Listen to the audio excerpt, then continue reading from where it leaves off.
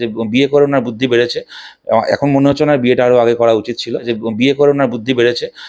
এখন মনে হচ্ছে ওনার বিয়েটা আরও আগে করা উচিত ছিল। এবং রোজ রোজ দেখা যাচ্ছে বিজেপির কোনো না কোনো নেতা, হিন্দুত্ববাদী নেতা প্লাস বিজেপির জনপ্রতিনিধি বাড়িতে, দিলীপ ঘোষ বলছেন তার বিয়ের আগের দিন বাড়িতে ফ্রিজ কিনছে, এসি কিনছেন হিন্দুরা, অস্ত্র কেন কিনছেন না? সুকান্ত মজুমদার, শুভেন্দু অধিকারী কোনো না কোনো বিজেপি রোজ অস্ত্র কেনার কথা বলছে। তাহলে তো একটা সময় গিয়ে জেনোসাইড হবে, একটা সময় গিয়ে তো সেই জঙ্গিদের মতন কার্যকলাপ হয়ে যাবে। দেখুন, ওরা ওরা অস্ত্র কিনতে বলছে কেন? ওরা জানে যে আজকের ভারতে, মোদির ভারতে আর বই খাতা কিনে লাভ নেই, চাকরি বাকরি এমনিও নেই, পড়াশোনা করে লাভ নেই, কম্পিউটার কিনে লাভ নেই, ল্যাপটপ কিনে লাভ নেই, কোনো স্টার্ট আপ করে লাভ নেই। এখন ওসব অস্ত্র কিনে কেউ রামনবমী মিছিল করবে, কেউ মোহরমের তাজিয়া যাবে, এর বাইরে সারা বছর আর কোনো কাজ নেই।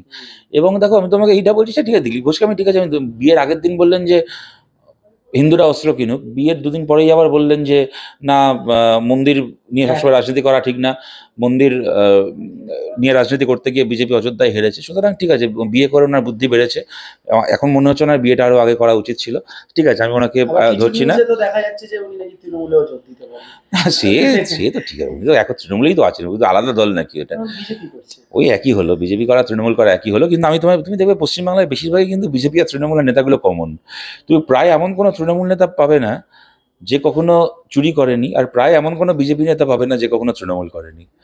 আর ভাইসি ভার্সা, তৃণমূলেও বেশিরভাগ নেতা কোনো না কোনো সময় দেখবে বিজেপি করেছে।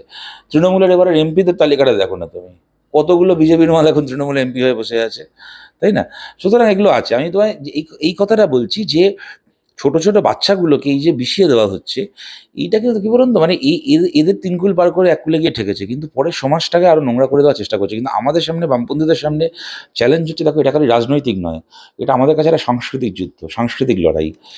এই যে দক্ষিণপন্থী, এই যে একটা হিংসা ঘেন্নার একটা সংস্কৃতি, তার পাল্টা একটা ঐক্য ভালোবাসার যে সংস্কৃতি, তা খালি আমরা রাজনৈতিক ভাষণে নয়, আমরা চাই সিনেমায়, কবিতায়, গানে, সবেতেই সংস্কৃতির চাষ হোক।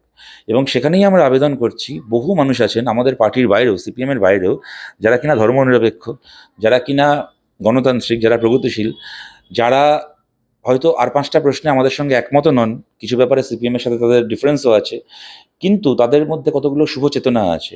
আমরা চাই সেই সমস্ত মানুষ আমাদের সঙ্গে, আমাদের পাশে দাঁড়ান, আমরা তাদের পাশে দাঁড়াই, এবং একটা সমাজে একটা অল্টারনেট যে একটা কালচার, একটা অল্টারনেট সংস্কৃতি, তার একটা মডেল আমরা তৈরি করতে পারি। বামপন্থী গণতান্ত্রিক সংস্কৃতিই একমাত্র এই একটা ঘেন্না সংস্কৃতিকে হারাতে পারে।